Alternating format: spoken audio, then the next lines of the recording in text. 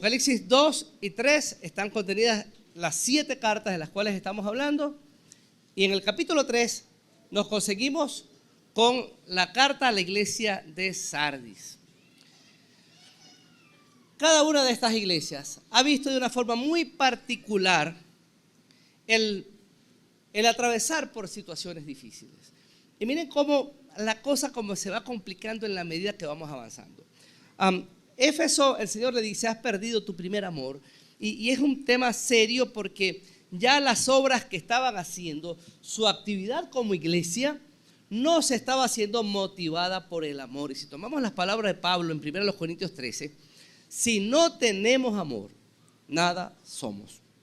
Es decir, ya Éfeso estaba trabajando por inercia, por lo que tenía, pero el agente motivador del verdadero creyente, su identidad, estaba siendo amenazada en medio de la prueba.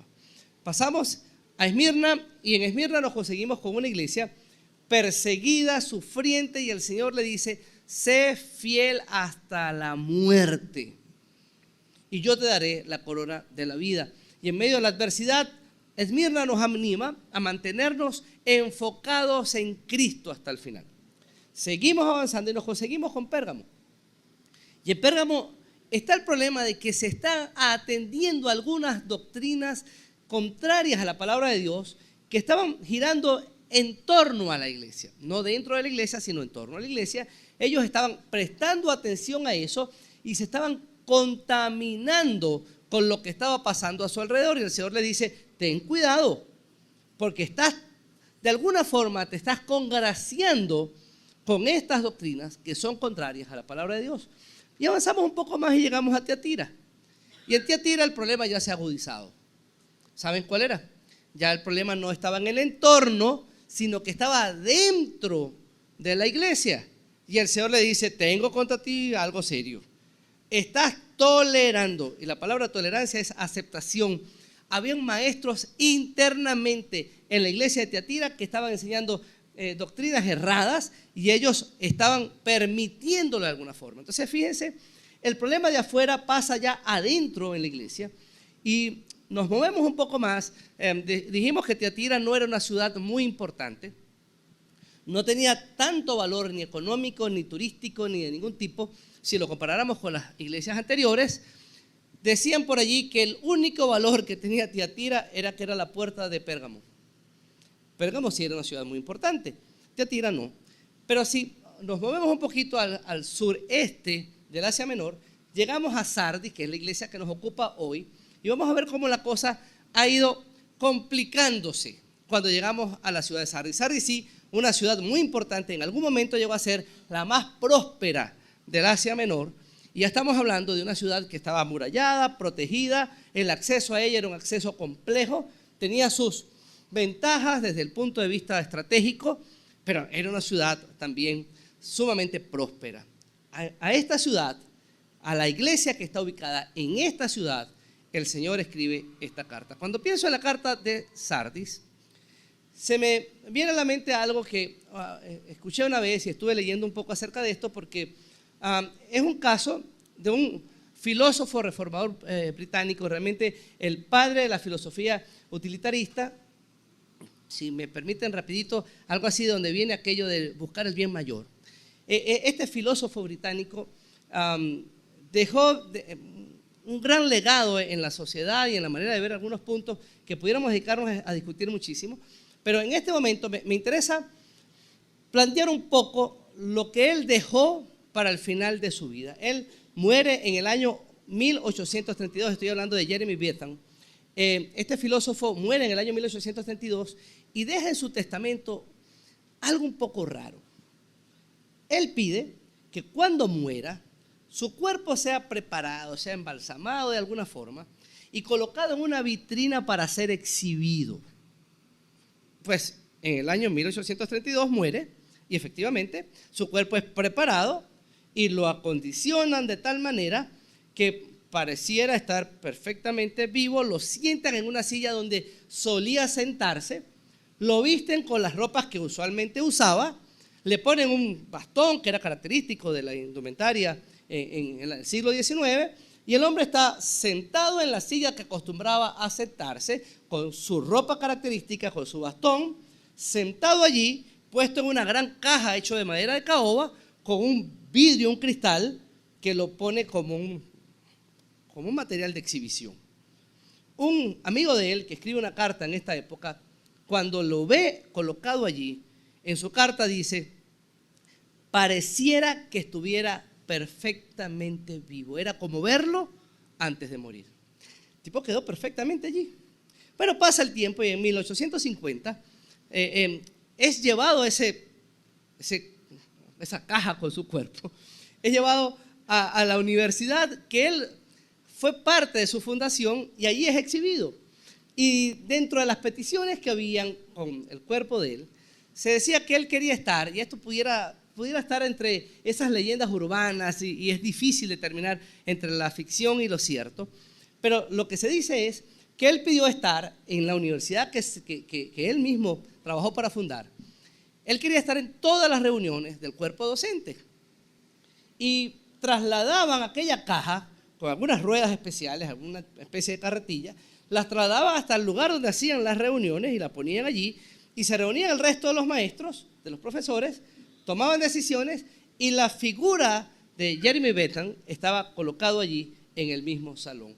Eso ya era raro. Pero pudiéramos llegar a algo más raro aún. En las actas que se levantaban después de cada reunión, se citaba lo siguiente: Jeremy Bentham, presente pero sin voto. De locos, ¿no?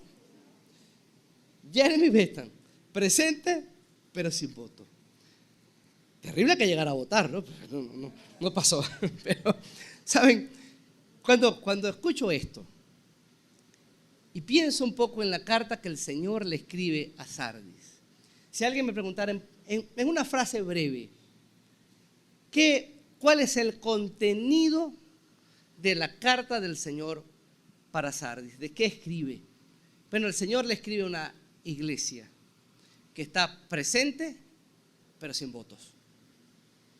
Y cuando traslado el contenido de la carta, hoy al año 2025, Caracas, San Martín, Iglesia Bíblica, Nueva Jerusalén, me llena de mucho temor pensar que muchos creyentes que pudieran regularmente asistir aquí, que muchas personas que vienen con regularidad a esta iglesia, que tú que estás sentado aquí a lo mejor por primera vez, no lo sé, pudieras estar presente, pero sin voto.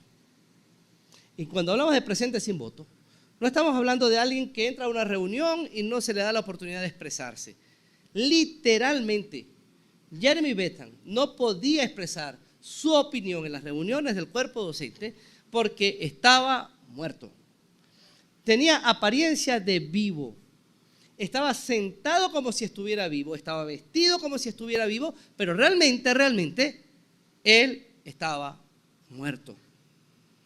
Mis hermanos, qué terrible pensar que muchos cristianos hablan como cristianos, respiran como cristianos, se mueven como cristianos, trabajan como cristianos, piensan como cristianos, pero en el fondo, ¿saben?, pudieran estar muertos. Apocalipsis capítulo 3, versículos del 1 al 6, tal vez una de las cartas con menos versículos, iba a decir con menos contenido, pero es un error. Y qué complejo es. Creo que es una de las cartas más complejas de todas las que nos vamos a encontrar. Y no creo que podamos abarcar todo lo que implica en una sola predicación, y como es lo que tenemos programado, pues vamos a tratar de centrarnos en lo que realmente es importante. Pero es una carta riquísima en su contenido que pudiéramos dedicar mucho tiempo para analizarla. Nos vamos a centrar en lo que creemos más relevante. En esta pequeña carta, en esta breve carta, el Señor le habla a una iglesia que está en el Asia Menor, presente, pero sin votos. Dice así: escribe al ángel de la iglesia en Sardis. Esto dice el que tiene los 7 espíritus de Dios y las 7 estrellas. Conozco tus obras. Tienes fama de estar vivo, pero en realidad estás muerto. Despierta y reaviva lo que aún es rescatable, pues no he encontrado que tus obras sean completas delante de mi Dios. Así que recuerda lo que has recibido y oído. Obedécelo y arrepiéntete. Si no te mantienes despierto, Cuando menos lo esperes, caeré sobre ti como un ladrón. Sin embargo, tienes en Sardis a unos cuantos que no se han manchado la ropa. Ellos, por ser dignos, andarán conmigo vestidos de blanco. El que salga vencedor se vestirá de blanco. Jamás borraré su nombre del libro de la vida, sino que reconoceré su nombre delante de mi Padre y delante de sus ángeles. El que tenga oído, que oiga lo que el Espíritu dice a las iglesias. ¡Wow! Mis hermanos, es imposible llegar aquí y no quedarse con esta frase. Tienes nombre de que estás vivo, pero estás muerto. Tienes nombre de que estás vivo, pero estás muerto. ¿Se dan cuenta? Es una iglesia que estaba presente, pero sin votos. Es una iglesia que caminaba como viva, actuaba como viva, se movía como viva, pero estaba muerta. La falta de vitalidad se refiere a la ausencia del control del Espíritu Santo en la vida del creyente. No perdamos de vista lo siguiente. Estas cartas se escriben a la iglesia, pero la atención del contenido de estas cartas es individual. El que tiene oído para oír, que oiga. ¿Se dan cuenta? Hay un problema en la iglesia y la forma de resolver este problema es que cada uno de nosotros asuma la parte que le corresponde. El Espíritu Santo no está hablando al conjunto, te está hablando a ti, me está hablando a mí. Y de alguna forma está diciéndonos, necesitas revisar tu vitalidad, porque en medio de situaciones difíciles que tengamos que enfrentar, esa vitalidad va a ser puesta en evidencia. Hermanos, nada evidencia más la vitalidad del creyente que las situaciones difíciles. Y cuando hablamos de vitalidad, nos referimos entonces al control que el Espíritu Santo ejerce sobre ti o a la falta de control que el Espíritu Santo no está ejerciendo sobre ti. O está siendo controlado por el Espíritu o no. Así que el muerto en esta ocasión pudiera tener dos posibles respuestas. ¿Quién está muerto en la iglesia? Bueno, número uno, muchas personas se dicen cristianas, actúan como cristianas, piensan como cristianos, hablan como cristianos, se visten como cristianos, pero nunca han tenido un encuentro personal con Cristo. Y si alguien no ha nacido de nuevo, mis queridos hermanos, continúa muerto en sus delitos y pecados. Punto. Usted puede venir a la iglesia todos los domingos. Usted puede venir al ministerio de hombres si es hombre, al ministerio de mujeres, al ministerio de jóvenes, al que le corresponda. Usted puede estar muy activo en la iglesia. Puedes hacer cosas maravillosas. Es más, conozco personas que no han tenido un encuentro con Cristo, que le hablan de Cristo a la gente que está a su alrededor. O sea, son evangelistas. Hermanos, pero si no has tenido un encuentro personal con Cristo, tú continúas muerto en tu delito y pecado. Porque el único que puede dar vida es el Espíritu Santo morando en la persona. No hay más. Pero ese muerto del que se nos habla aquí pudiera ser, sí, ciertamente gente que iba a Sardis, asistía a la iglesia que estaba en Sardis y no había tenido un encuentro con Cristo. Perfecto. Pero también algunos cristianos que habían comenzado su vida cristiana, pero que para este momento ya el Espíritu Santo no estaba ejerciendo control sobre su vida. Y todo lo que hacían era humano, era personal, era propio. Ya el Espíritu Santo no era quien estaba impulsando a la iglesia. Si pudiéramos tener una iglesia pujante, y me causa mucha impresión que en todas las iglesias que hemos estudiado hasta aquí, la cosa comienza así: conozco tus obras. Obras. Es decir, iglesias activas que hacían, que trabajaban, que producían, tenían un programa, tenían una planificación, tenían una organización, tal vez tenían ministerios de contacto, tenían ministerio musical, tenían todo. Y en su funcionalidad, pudiéramos decir, eran iglesias que daban resultado. Tú como persona puedes ser una persona funcional. Tú podrás decir, yo no le hago mal a nadie, yo soy una persona chévere, yo creo en Dios, toda la mañana cuando yo me levanto, yo le digo al Señor, Señor, dirige mi vida. De alguna forma, en un país como este, donde la mayoría se autocalifica como cristiano, Todos creemos en Cristo.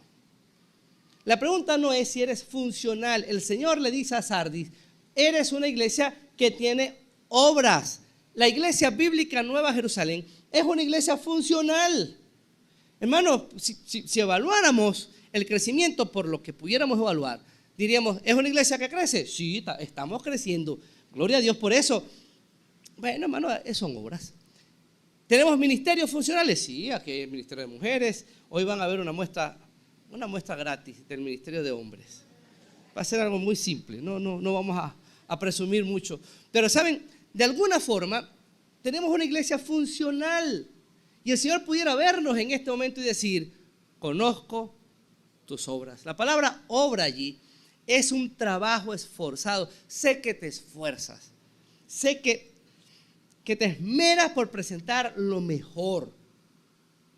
Y sé, en medio de tus obras, ahora miren lo que dice, que tienes nombre de que estás vivo. Si le preguntáramos a los que estaban alrededor de Sardis, ¿qué piensas de la iglesia de Sardis? Es una iglesia maravillosa. Los que van allí, qué bien funciona la cosa. Saben, hay poca información acerca de algún conflicto que pudiera haber entre la sociedad y la iglesia en Sardis. Pareciera que la cosa marchaba bien. En otras ciudades que hemos visto, había conflicto no solo con el emperador, sino que la sociedad atacaba a la iglesia. En el caso de Sardis, no.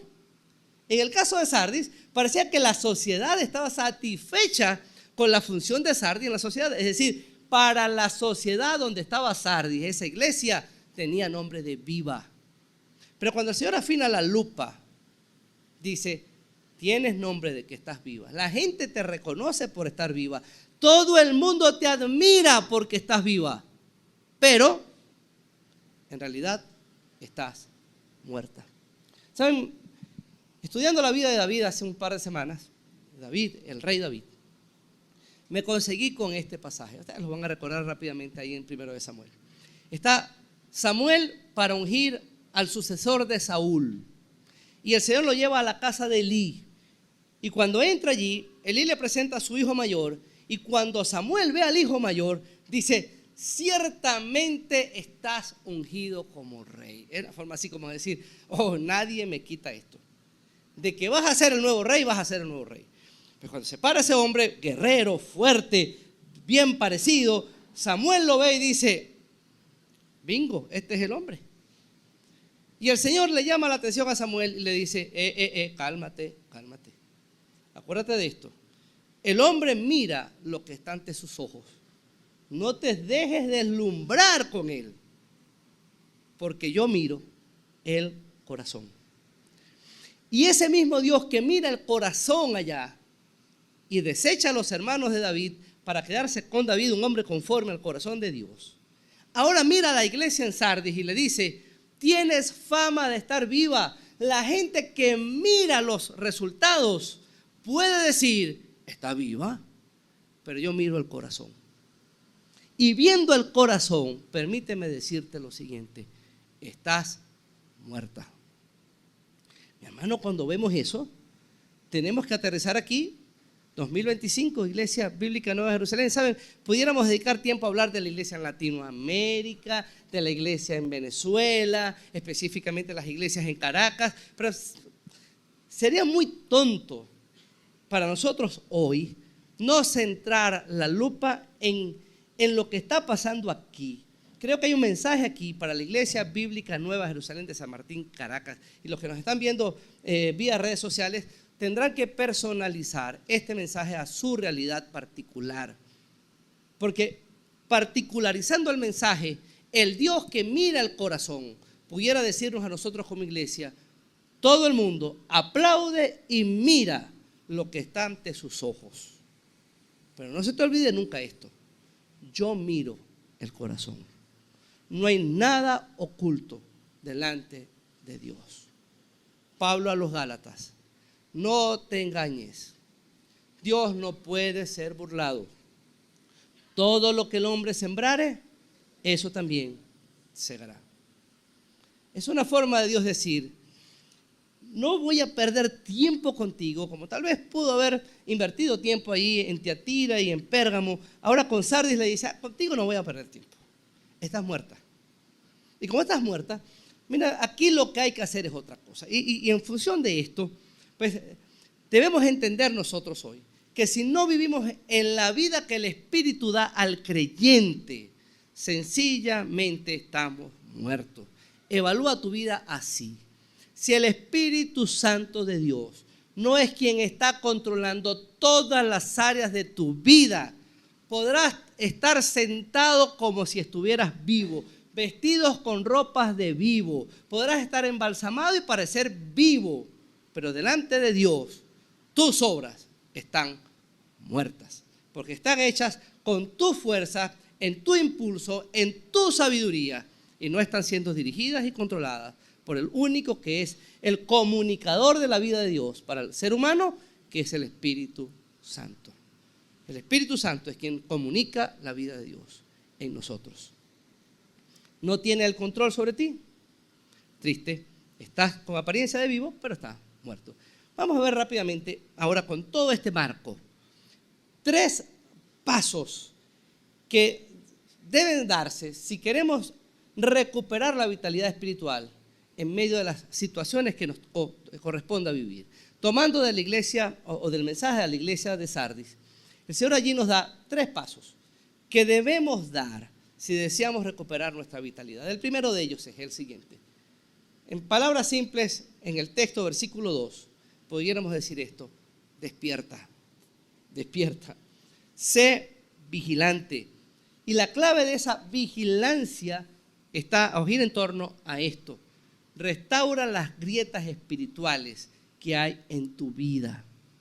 No puedes recuperar tu vitalidad si no te levantas y comienzas a poner atención en los pequeños detalles que definen tu vida. El versículo 2 dice así: ahora, después que te he dicho, estás muerto, viene la forma de corregir el problema. Versículo 2: sé vigilante y reanima lo que queda y está por morir, porque no hallé tus obras perfectas delante de Dios.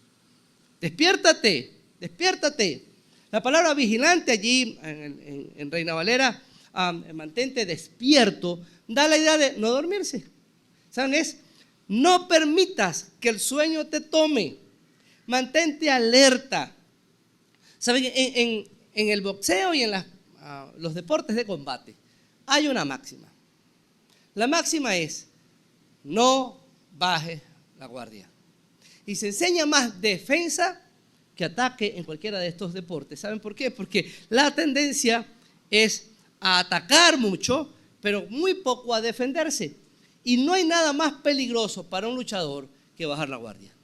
En el momento que tú bajas la guardia, vas a ser atacado, y cuando eres atacado, vas a caer al piso. Sé vigilante, le dice el Señor a Sardis, no te duermas, no te duermas.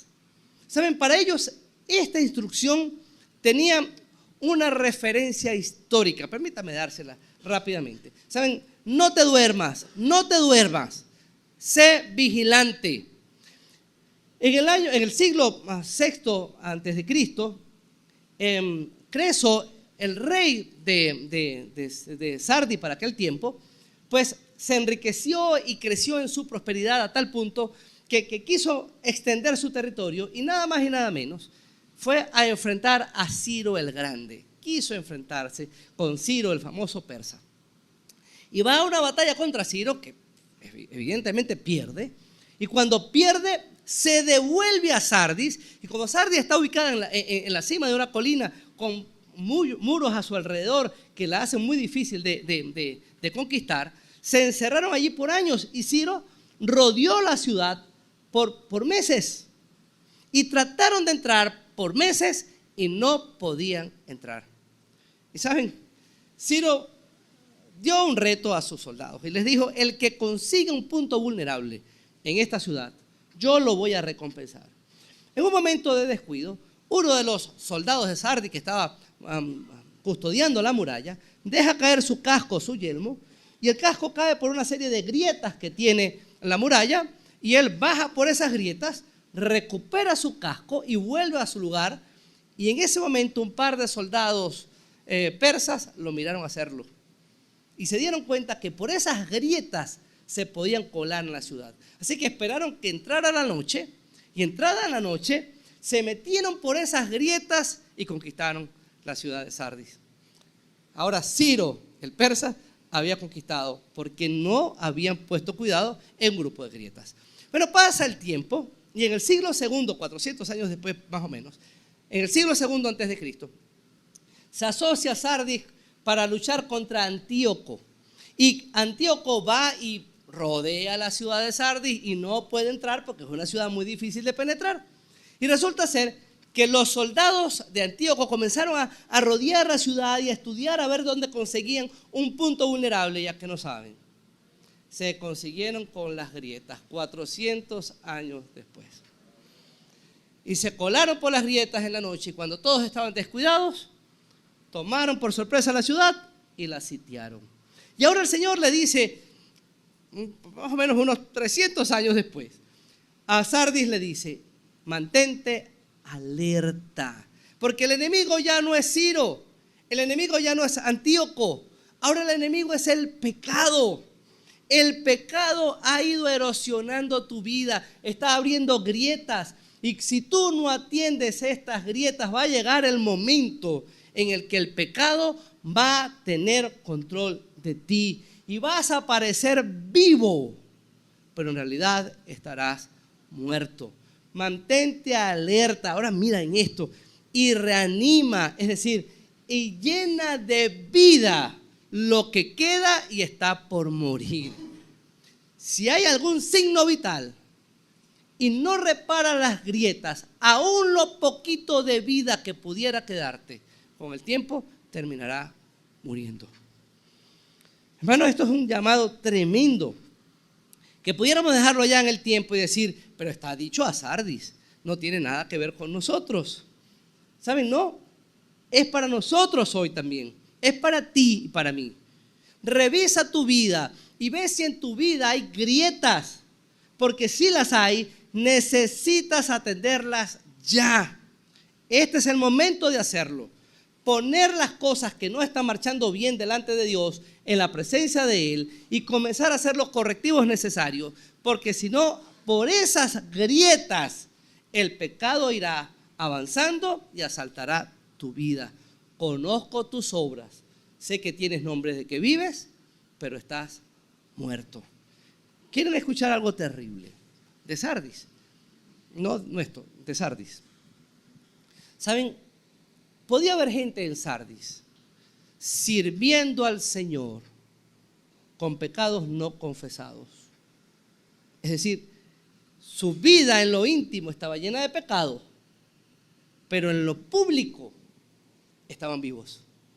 Tienes nombre de que estás vivo, pero estás muerto. El Señor dice, cualquiera se come el cuento, pero yo miro el corazón. Hay un problema. Saben, el Señor nos está dando una oportunidad maravillosa. Me fascina de estas cartas, que después que el Señor reprende una actitud, una conducta que está mal en la iglesia, lo que sigue inmediatamente no es el juicio, véanlo. Lo que sigue inmediatamente es una oportunidad para corregir. Lo vamos a ver desde Éfeso hasta la Odisea, que es la última. Saben, el Señor está diciendo, tienes nombre de que estás vivo, pero estás muerto. ¿Saben? No tiene sentido de que hablemos de la doctrina de los nicolaitas ni de Jezabel. No tiene sentido de que hablemos de nada. Estás muerto. Estás muerto. Necesitas entonces, en vez de decir, y el que está muerto está condenado. Eso si fuéramos nosotros. Pero el Señor da una oportunidad y dice, lo primero que tienes que hacer es, mantente alerta. Restaura tus grietas. Restaura tus grietas. Y deja de confiar en tus propias fuerzas. Y deja de hacer alarde de lo que eres capaz de hacer. Y deja de presumir de lo bueno o lo buena que eres. En este momento necesitas revitalizar lo que está muriendo en tu vida. ¿Saben? Una vida muerta en la Biblia tiene muchas implicaciones. cuando habla de muerte en cuanto a este tema, estás apariencia de vivo, pero estás muerto, y el tema de fondo tiene que ver con una vida de pecado, una vida no controlada por el Espíritu Santo.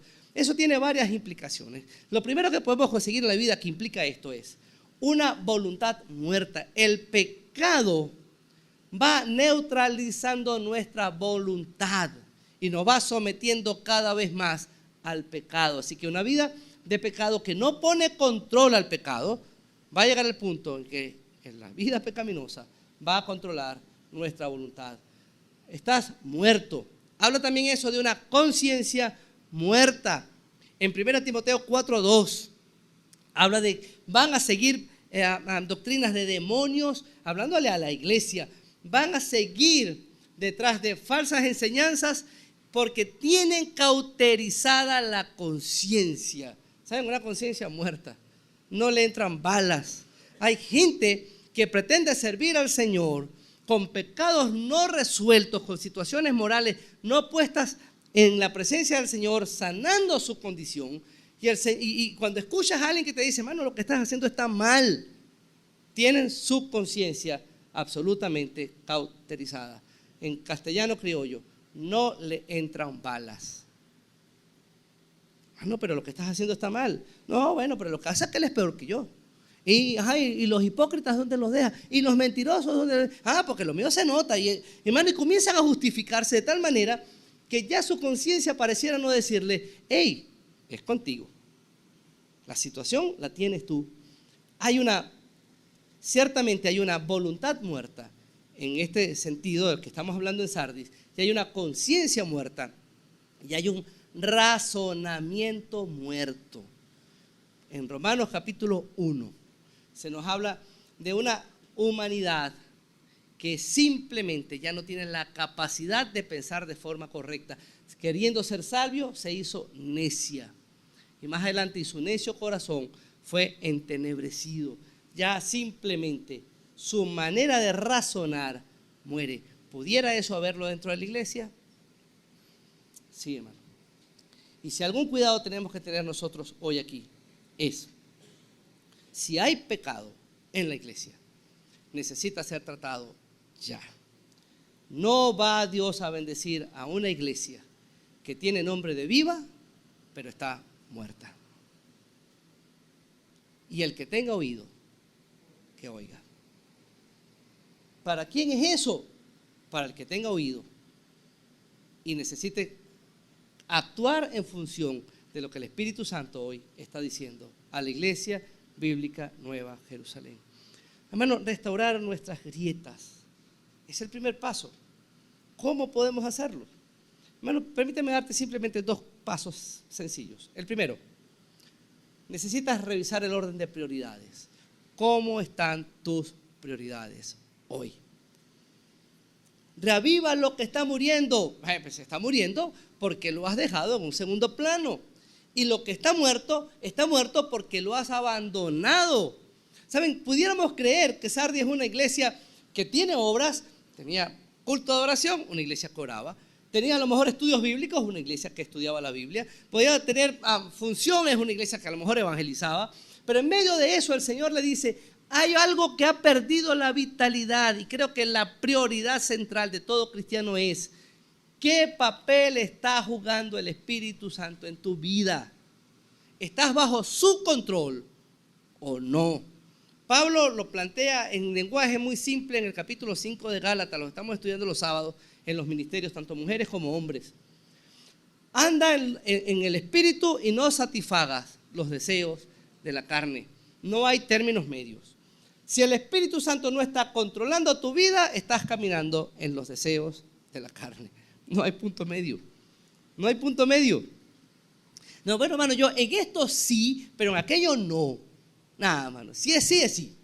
Y si es no, es no. Me fascina que Pablo lo manejó también con la idea de el fruto del Espíritu y no los frutos del Espíritu, porque hay cosas que a nosotros no se nos dan mucho y nos tendemos a excusar con eso. Por ejemplo, aquella persona que dice, hermano, yo sí soy amoroso, amor, sí, gozo, ando con gozo siempre, paz, sí, yo soy un tipo pacífico y ando con tranquilidad, pero cuando digamos paciencia, La paciencia sí, como que no es lo mío. Bueno, cuando el Espíritu controla, es todo. ¿Y cómo es el fruto? Imagínenlo así, permítame tropicalizar la idea. Porque pudiéramos hablar del higo, que es una fruta más de allá, pero vamos a traerlo más para acá. La semana pasada comimos mango. No soporto, todavía no me entra en mi cabeza cómo alguien puede comer mango verde con adobo, sal y vinagre. Pero bueno, perdonando a los que están en ese pecado, vamos a pensar en un mango maduro que creo que tiene menos problemas. Cuando usted se come un mango, ¿saben? El mango, alguna vez leí que el mango es una de las frutas que tiene mayor cantidad de aportes minerales y vitamínicos para nosotros, ¿no? Entonces imagínese que usted va a comer mango y después de un examen analítico de sangre, usted tenga sus valores de magnesio bien y de potasio bien, pero le falta algo de sodio.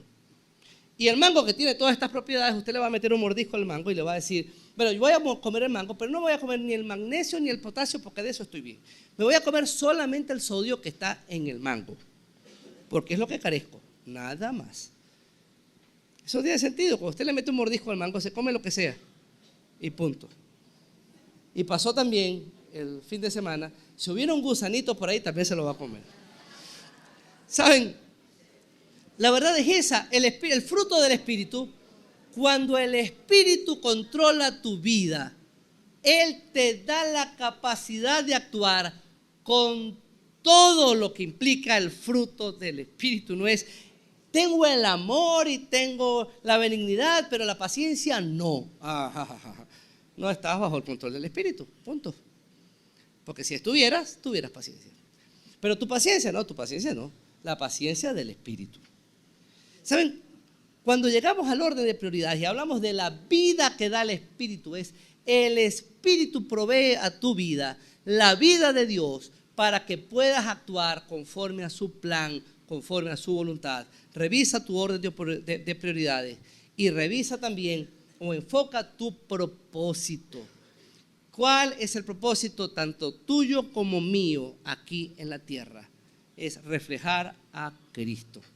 El Espíritu Santo, todo lo de Dios lo comunica al hombre. Y nos lo comunica para que cada día seamos más como Cristo. No hay otra razón. Y punto, hermano. No queremos que la gente nos vea como una iglesia que funciona y lo hace bien. Queremos que la iglesia, a través de la iglesia, que la gente a través de la iglesia pueda mirar a Cristo. Bien, le dice el Señor a Sardis, necesitas mantenerte activo y recuperar o restaurar las grietas que tiene. Lo siguiente que le dice es, restaura los votos que una vez hiciste ante el Señor. Miren, continúa diciendo el Señor, acuérdate de lo que has recibido y oído. Acuérdate de lo que has recibido y oído. Mantente alerta. Y ahora, quiero que viajes en el tiempo. Pareciera que le estuviera diciendo a Sardis, remóntate hasta el momento en el que escuchaste el Evangelio. Remóntate hasta el momento en el que sentiste que Dios te estaba llamando y recupera los votos que una vez hiciste delante del Señor. Miren, ¿qué pasó entre el día en que recibimos el mensaje del Evangelio y hoy? ¿Qué pasó? Pasaron tantas cosas que aquí recibimos la vida del Señor y en este momento el Señor dice, estás muerto. ¿Qué pasó? ¿Qué pasó? Dice el Señor, necesitas recordar lo que has recibido. En el idioma original, la idea pudiera apuntar en dos direcciones. Permítame plantearlas aquí. La primera, acuérdate lo que has recibido y oído. Y sí, ciertamente se está refiriendo al mensaje fundamental del Evangelio que ellos recibieron. Pero también es, acuérdate cómo recibiste aquello que oíste. Hermano, ese fervor con el que escuchaste el mensaje, ese primer amor que te condujo a atender el mensaje del Señor y fuiste bendecido por la gracia salvadora de Dios en aquel momento. Saben, si hay cosas allá que no tienes aquí, necesitas recuperarla. Y creo que allí hay internamente la intención de una renovación de votos con el Señor. Es decirle, Señor, perdí el rumbo en el camino. Permíteme reencontrarme con el rumbo original, de donde tú me sacaste. Recuerda no solo lo que recibiste o oíste, sino también cómo lo recibiste y cómo lo oíste. ¿Saben? La mayoría de estas iglesias, de Esmirna hacia adelante, posiblemente todas ellas fueron fundadas, si no directamente, indirectamente, por la acción de los cristianos de Éfeso. Estamos estudiando la carta a los Efesios en la escuela dominical. ¿Saben? Éfeso era la primera carta, o la primera ciudad, perdón, que se conseguía el cartero, que iba a distribuir estas 7 cartas. Por la forma como estaban ubicadas, él llegaba al puerto de Éfeso y entregaba la primera carta. Pues Pablo, en su tercer viaje misionero, funda la iglesia en Éfeso y se queda 3 años allí. Y establece una iglesia bien sólida. Y cuando leemos la carta de Pablo a los Efesios, él destaca que su fe en Cristo y su amor por los santos ha impactado el entorno. Así que pudiéramos pensar que las iglesias del Asia Menor, de la cual tenemos muy pocas referencias, se llegaron a constituir por la forma como los efesios oyeron el mensaje de salvación y por la forma como ellos recibieron el mensaje de salvación. Fue tan contundente que ese mensaje transformó su vida de manera permanente. Y ahora el Señor dice, recuerda lo que oíste y cómo lo oíste. Y recuerda lo que recibiste y cómo lo recibiste. Y cómo eso ha sido capaz, no solo de transformar tu vida, sino de transformar tu entorno. Y si en este momento el mensaje del Evangelio no está ni transformando tu entorno ni tu vida, permíteme decirte que el problema lo tienes tú. El mensaje sigue siendo el mismo. El poder transformador de la palabra de Dios sigue siendo el mismo. Lo que Dios quiere hacer a través de su palabra en tu vida y en tu entorno sigue siendo lo mismo. Dios es el mismo, su palabra es lo mismo, pero el resultado no. ¿Quién cambió? Tú y yo. Perdimos en algún momento la brújula y el Señor dice, recupera, recupera. Tienes que volver allá. Permítame cerrar con el último paso que el Señor nos plantea aquí. Entonces hemos dicho, restaura tus grietas. Es necesario que de alguna forma renueves tus votos. Y en tercer lugar, el Señor le dice, asume los cambios necesarios. Y lo vemos reflejado de la siguiente manera. Guárdalo y arrepiéntete. Aquello que recibí hoy, guárdalo y arrepiéntete. Guárdalo y arrepiéntete. ¿Saben? En 2 sentidos simples. Guardar da la idea de recupera otra vez ese mensaje que dio vida a tu vida y ahora cambia tu manera de pensar en función de ese mensaje. En casi todas las iglesias a las que se les escribe estas cartas, la palabra arrepentimiento se repite. Arrepiéntete, arrepiéntete, arrepiéntete, arrepiéntete. Arrepentimiento no es remordimiento. Arrepentimiento tiene implicaciones serias. Permítame, ya lo hemos hecho en otra ocasión, pero lo que abunda no sobra. Vamos a hacerlo de nuevo. La diferencia entre arrepentimiento y remordimiento tiene un ejemplo gráfico en Judas y Pedro. ¿Se acuerdan de Judas? Bueno, Judas traicionó al Señor. Y en el momento que se da cuenta que él entregó mano inocente, él tiene un sentimiento interno que lo hace reconocer que lo que hizo estuvo mal. Ciertamente he entregado sangre inocente. Alguien dirá, pues se arrepintió. No, hay un remordimiento. Y el resultado lo vamos a ver en el efecto que causó en él. ¿Qué hace Judas? Entiendo que hice mal, devuelve las monedas y las tira ahí en el templo y va y se ahorcó. Ese es el fin. Hay un dolor interno que lo lleva a actuar, a salir lo más rápido posible y la forma es, él acaba con su vida. Vamos a Pedro. Pedro negó 3 veces al Señor. Cuando el gallo cantó, dice la Biblia, lloró amargamente. ¿Saben? Cuando llora amargamente Pedro, va y se reúne nuevamente con los discípulos. Punto 1. No se aísla, se reúne con aquellos que podían ayudarle a recuperar su concepto original, en este caso, con respecto a Cristo. Más adelante, ese dolor que hay en su corazón por haber traicionado, por haber negado al Señor, lo lleva a un encuentro con Cristo. ¿Se acuerdan? Juan capítulo 21, Pedro, ¿me amas? Señor, no sé si puedo decirte que te amo, pero entiendo lo importante que eres para mí. Ok, Pedro, tú me amas tanto que entregarías tu vida por mí. Señor, ya me digas eso, me cuesta decirte que te amo, porque la última vez que salí a hablar me fue mal.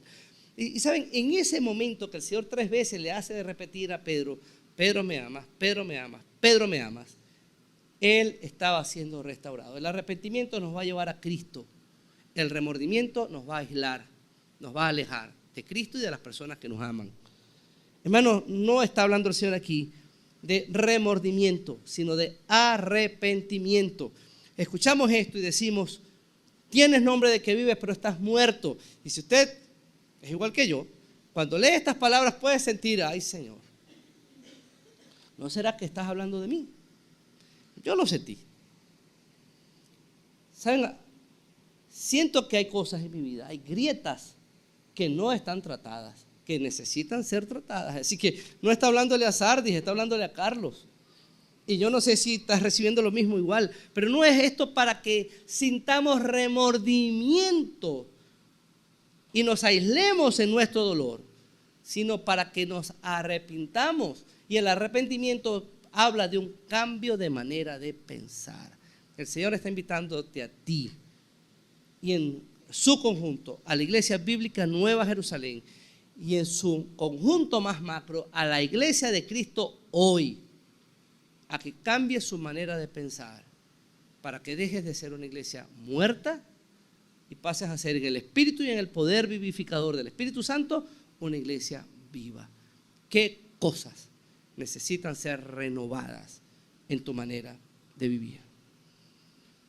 Termina el Señor diciendo, te estoy dando una oportunidad de oro. Necesitas mantenerte vigilando, necesitas renovar tus votos conmigo y necesitas finalmente, de alguna forma, recuperar o arrepentirte y volver a los correctivos que necesitas hacer. Y en estas 3 cosas, el Señor dice, si no lo haces, si no te mantienes alerta, voy a venir contra ti como ladrón en la noche, en el momento que menos te lo esperas. Para Sardis esto tenía que haber corrido como un frío entre las venas, porque ya en 2 ocasiones los persas y el ejército griego de Antíoco habían invadido la ciudad por no haber hecho los correctivos necesarios. ¿Qué iba a pasar ahora? ¿Seguirían igual o cambiarían? Si no te pones alerta, vas a tener consecuencias. Hermanos, no podemos terminar de una forma distinta. Si no asumimos los correctivos necesarios, ¿sabes? La oportunidad del Señor que hoy te da a ti y me da a mí para poner las cosas en orden, para que en su espíritu recuperemos la vida que hemos perdido. Si no nos ponemos alerta, entonces el Señor dice, voy a venir a ti y voy a pedir cuentas. Y ya la oportunidad se habrá cerrado. ¿Cuándo es el momento para tomar decisiones? Definitivamente hoy. Definitivamente ahora. ¿Qué tal si estamos de pie? Vamos a orar. ¿Saben un dato curioso en todo esto? El Señor se presenta de distintas formas en cada una de las cartas y aquí se presenta como el que tiene los 7 espíritus. Forma extraña. El número 7 es un hebraísmo realmente. ¿Saben? Lo que quiere decir es el que tiene al Espíritu Santo de Dios. Y se presenta de esta forma porque está hablando a una iglesia que tiene nombre de estar viva, pero está muerta. No hay otra forma de recuperar la vitalidad espiritual que no sea a través del Espíritu Santo. Y aquí tengo que hacer un doble llamado en la mañana de hoy. El primero va en torno a esto. Yo no sé si alguien esta mañana aquí no ha tenido un encuentro personal con Cristo, pero quiero decirte lo siguiente. No existe ninguna obra, por más buena que sea, que pueda garantizarte la vida espiritual de la cual el Señor está hablando aquí.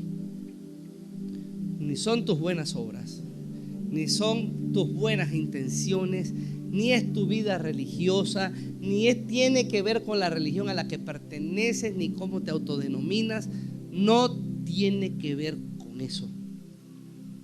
La vida está en Cristo. Y si depositas hoy tu confianza en Cristo, el Espíritu Santo de Dios, a partir de este momento, te hará una nueva criatura. Y ahora sí puedes decir: en Él tengo vida nueva. No hay otra fuente. Así que, si pretendes seguir a Cristo sin depositar tu confianza en Cristo, podrás tener apariencia de vida, pero estarás muerto.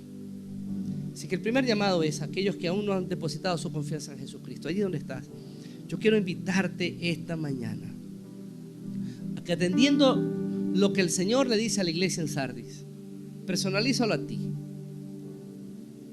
Y si no has tenido un encuentro con Cristo, necesitas tenerlo ahora. Te invito a que allí donde estás cierres tus ojos. Si me permites, te quiero dirigir en esta oración. Dile al Señor estas palabras: Señor, yo reconozco que soy pecador, que por más que intente justificar mi vida, mi conducta, entiendo que separado de la vida que da tu Espíritu, no tengo vida. Por eso hoy quiero pedirte perdón. Quiero llegar ante ti para reconocer a tu Hijo Jesucristo como mi Señor y mi Salvador, para que, creyendo en Él, entonces tenga vida eterna, como lo afirma tu palabra. En Cristo Jesús. Amén. ¿Saben? En Cristo está la vida. Ahora, iglesia, el segundo llamado es para nosotros, los que tenemos al Espíritu. ¿Saben? La vida que vivimos pudiera acomodarse de tal manera que nos hayamos acostumbrado a ser cristianos, que nos hayamos acostumbrado a conducirnos como cristianos, a pensar como cristianos, a movernos como cristianos, a trabajar en la iglesia como cristianos, pero a no ser dirigidos ciertamente por el control del Espíritu Santo, a no ser motivados por la vida que el Espíritu Santo inyecta en nosotros. Y si hay algún pecado en tu vida, amado hermano,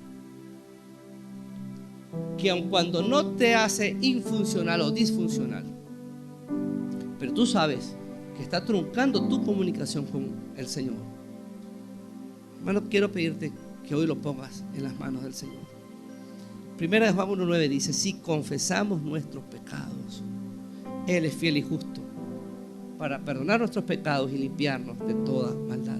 Esa es la oportunidad que el Señor te está dando hoy. No la rechaces. No la rechaces. Señor, ponemos ante ti nuestras grietas, esas que hemos pasado por alto por años, por las cuales hemos permitido que el pecado vaya colándose. Las reconocemos delante de ti y queremos pedirte que tú nos perdones. Trata con nosotros, con tu iglesia, y vivifícanos con el poder de tu Espíritu Santo. No queremos ser una iglesia que aparente vida, sino una iglesia que en lo individual disfrute plenamente de la vida que tu Espíritu Santo puede comunicarnos. En Cristo Jesús. Amén. Que el Señor les bendiga, hermano.